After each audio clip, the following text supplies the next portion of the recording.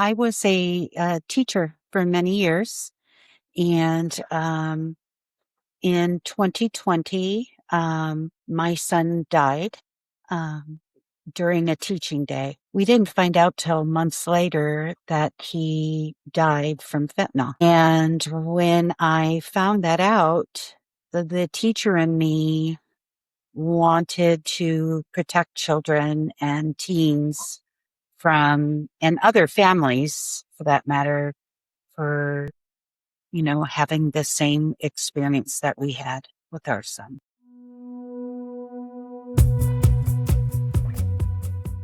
Welcome back to the show. Today we're having a heavy but vital conversation. We see the headlines about fake pills, but behind every statistic is a family changed forever. Our guest today, Kathy Miranda, knows this heartbreak firsthand. Here is her story and all we need to know about this fentanyl crisis. Thank you for joining us today. Could you tell us Thank about you. yourself and what inspired you to begin speaking in schools about fentanyl awareness? Yes, so I was a teacher for many years, and in 2020, my son died during a teaching day. I'm really sorry about your loss. And so you've transformed an unimaginable personal loss into a mission to educate others. What keeps you motivated to continue this work? What keeps me motivated primarily is when I get feedback from students, teachers, parents on the impact that the information or that my story has had on them. My biggest goal every time I speak to students or parents is that it's remembered by them, that they think about it and that they take it with them. I also hope that each time that my information is shared with other families, with other students that didn't get the opportunity to see my presentation. Doing this work means reliving your hardest moments. How do you protect your own peace and navigate that grief on the especially heavy days? Question. It was tough.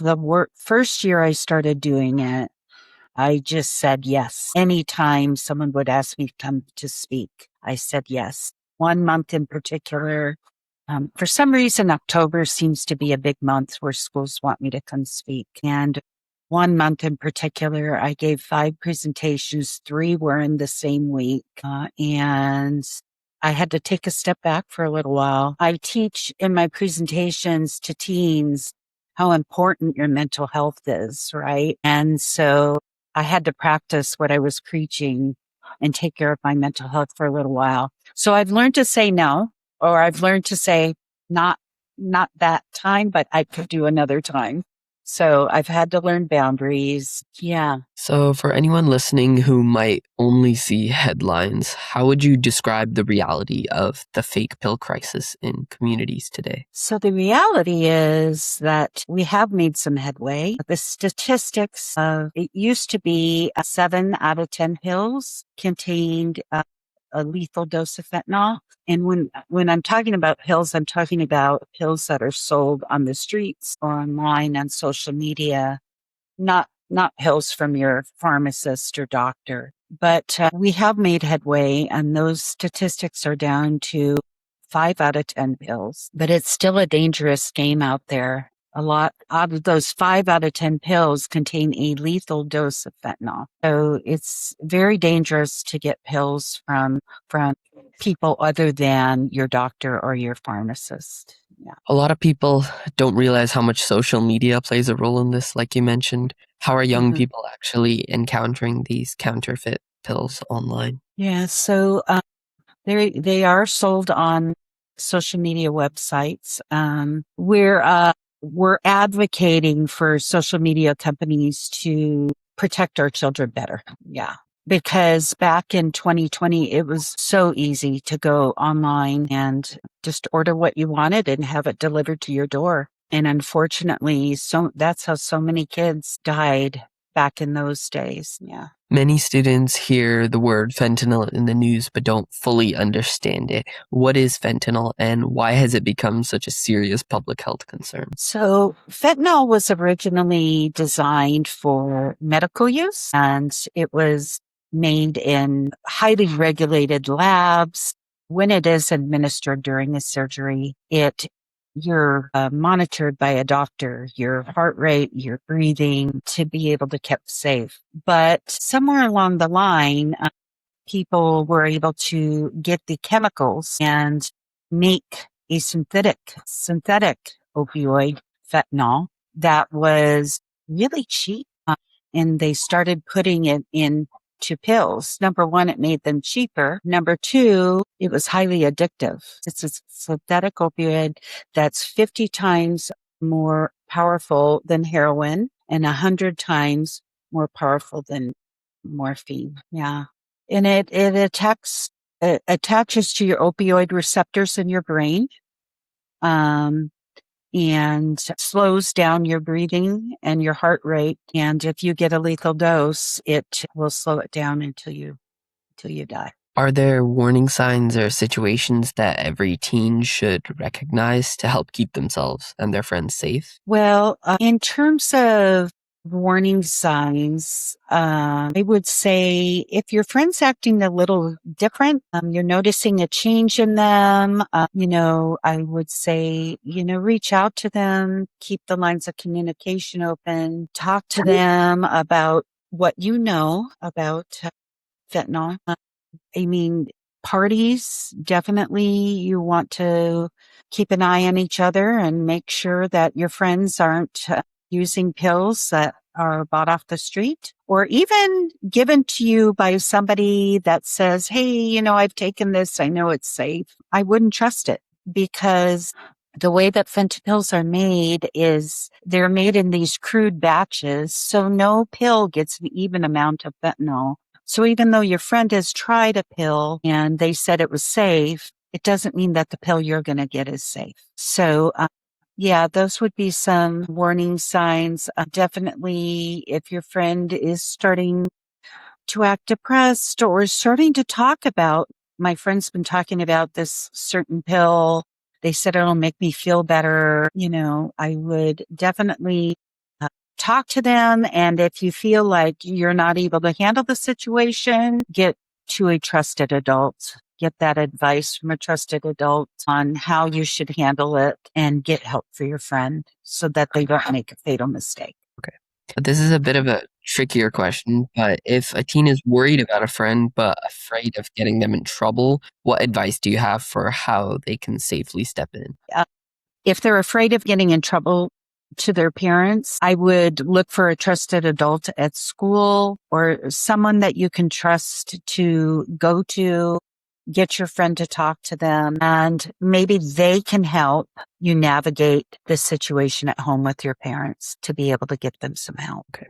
What role can schools play in preventing fentanyl-related tragedies? So schools are a vital part. I think education is important. Having the conversation with students, getting people like myself or someone else who's had the experience. I find oftentimes teens listen more when the speaker has been through it themselves because it's real, right? It's not just a lesson. It's real life. They also should have Narcan on campus. Narcan is an opioid. It can go into your opioid receptors and block the opioid, giving you 20 to 30 minutes to get emergency medical personnel there on site and being able to get them to the student to a hospital. I personally believe every teacher should carry Narcan, but in my experience, it seems that Narcan is only available in certain locations on campus, but that's better than nothing,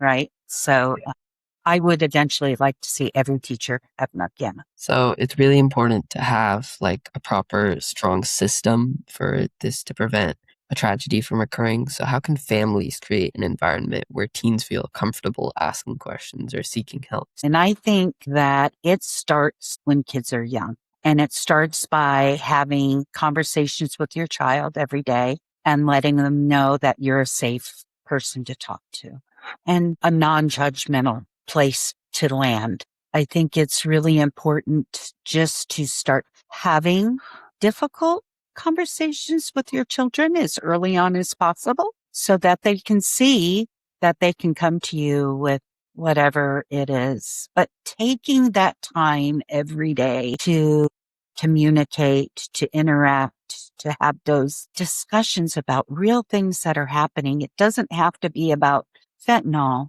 but eventually someday, you have that foundation when you want to have these tough conversations and kids feel safe and they feel like they can talk openly about it. I think that's super key. So let's think about a wider scale of change. What policy or community differences would you like to see to better protect young people? So I talked earlier about the social media policy. I think that's really, really important to keep our kids safe, right?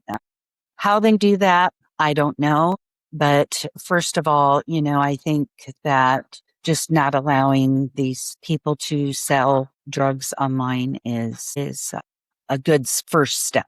The other thing I was thinking about, I think we need more resources. I was thinking more locally in terms of our community, Fremont. Some free resources for teens, places they can go um, before they're in crisis, so that they know that they have a place they can go.